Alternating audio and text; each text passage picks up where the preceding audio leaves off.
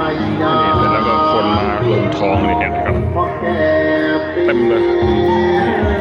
ทองมาร่วมหล่อนี่นะมีอันเล็ก100 200นี่ร่วมหล่อนะนี่ร่วมหล่อองค์นี้เลยนะครับเจิมอยู่ในนี้นี่เห็นไหมคนให้ดูประมาณนี้เห็นไหมครับนี่คนก็มานะ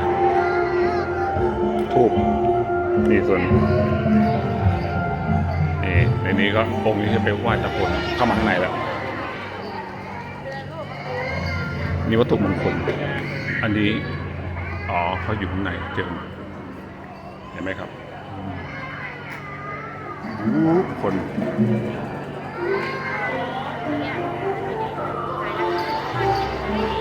ข้างในนี่มันเจิมนะ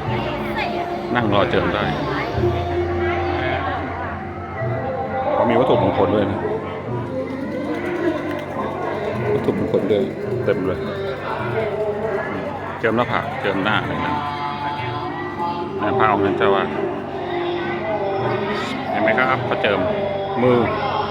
มีเจิมมือเจิมหน้าผาก